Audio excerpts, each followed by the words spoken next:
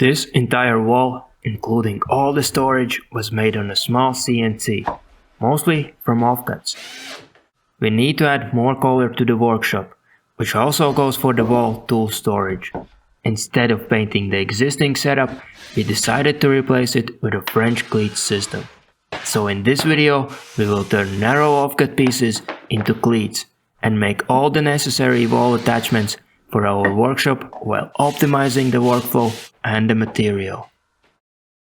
What makes the French cleat system great is the fact that most of the attachments are fairly small, which makes the system ideal for hobby level and small CNC machines. The largest parts for the project are the cleats themselves. For our setup, we are using some leftover plywood scraps, which we simply cut at a 45-degree angle on the table saw. Since they are narrow already, I can do a single cut for each offcut and have the cleat made. At this point, I'm making a few more cleats than we need for today's build, so I can use the leftovers for extending the setup in the future. Since we built our workbench out of white laminated plywood, I thought it would be great to have the cleats also white, so they match better. After assembling the sacrificial frame and mixing the paint, I could simply paint the front of each cleat. Since the backside won't be visible, I decided not to paint it at all. Technically, this makes the cleats more prone to warping, especially since I'm using 9mm plywood, which is quite thin, but once the cleats are pinned to the wall, it won't be a problem. After the first coat of paint was on, I had the dilemma. A lot of the wall attachments will have painted parts. I could cut everything on the CNC and apply the finish once the parts are made, or I could paint the sheets before cutting the parts. The correct way would be painting the parts after they are made, but the quicker way is definitely painting the sheets. Since I couldn't make any dust in the shop while the white paint was drying, I decided to save some time and get started on painting. While this is faster than painting each individual part, it has a few downsides. There is very little room for error. Any tear out or accidental damage to the painted surfaces is time consuming to fix. You also have to be very careful when handling the painted sheets and cut components. If a part goes wrong, you will need to paint the new sheets to continue the build, which costs more time, and the plywood edges will still be exposed after cutting. Since this is a workshop build, I'm okay with those trade-offs. The attachments will also have multiple colors, so the sheets are painted accordingly.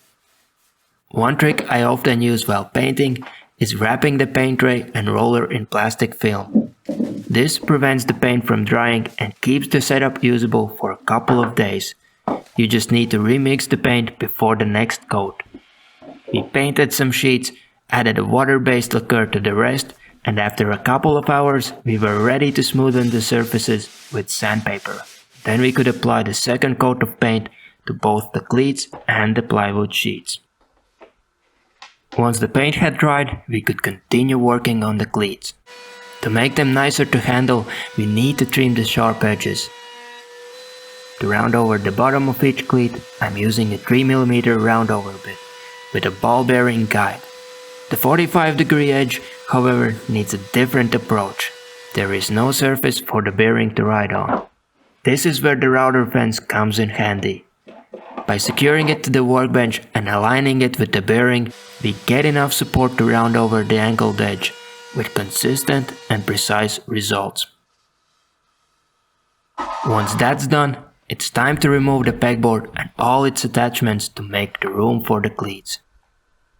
This setup has been in the workshop for a long time, so it's a bit sad to see it go, but maybe it will find a place somewhere else in the future. With the wall exposed, it's time to install the cleats. But first, we still have a few small tasks to complete: marking the screw holes and adding the spacer pieces. Having the mounting screws equally spaced gives the cleats a cleaner and more professional look. I'm marking the screw locations on the very edge of each cleat and then transferring them to the drilling position using a 90-degree square.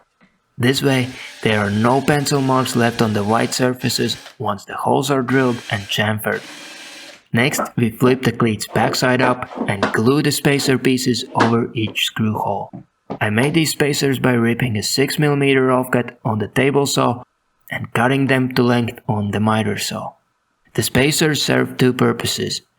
They prevent dust from collecting behind the cleats, and they compensate for the thin cleats without modifying the attachment hooks. With the spacers glued on, we can secure the first cleat just under the small windows. A level helps keep everything straight.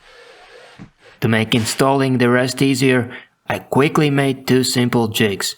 A small offcut with a dowel on one end and a screw on the other.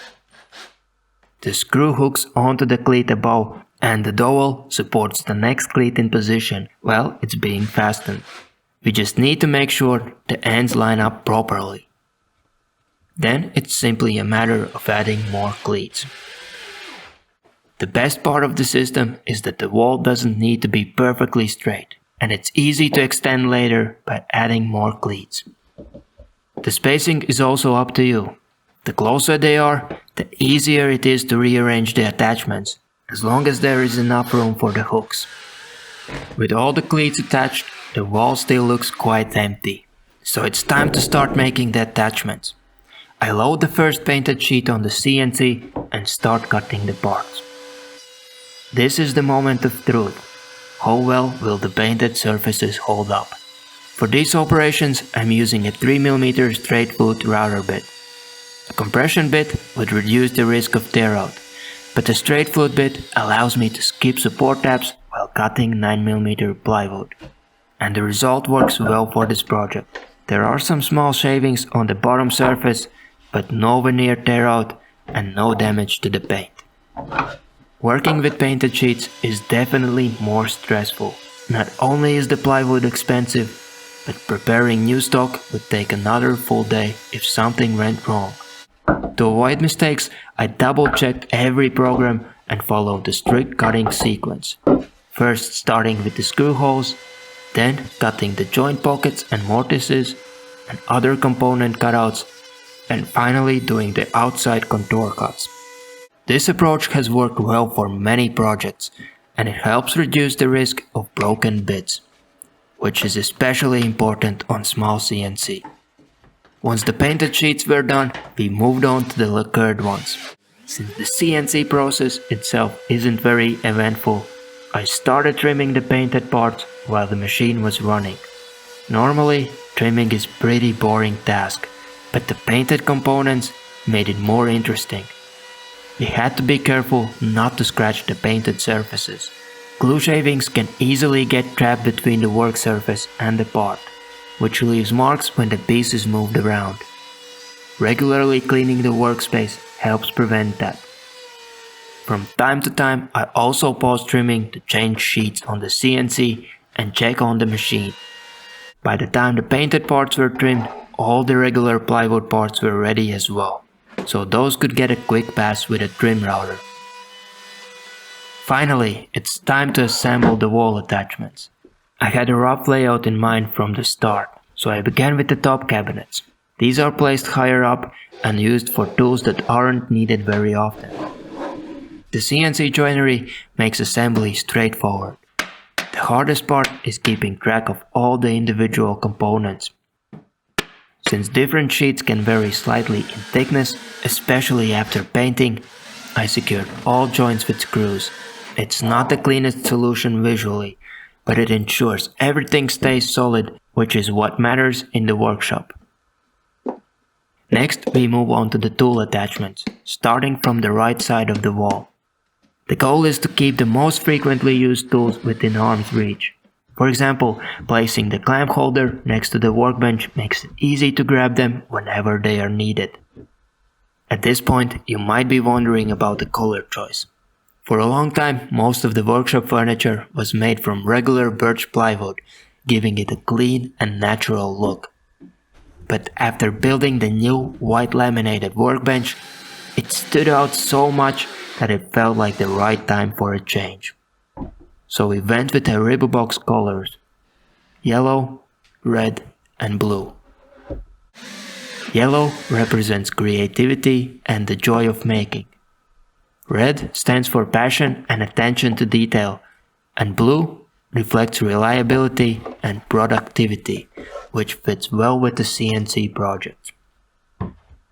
With the most colored attachments in place, it felt right to add a Ribabox logo. To make positioning easy, I added 6mm dowel holes to both the letters and the base panel. The dowels act as alignment pins, making installation quick and accurate. Once mounted, the logo panel gets its own cleat attachments and goes straight onto the wall.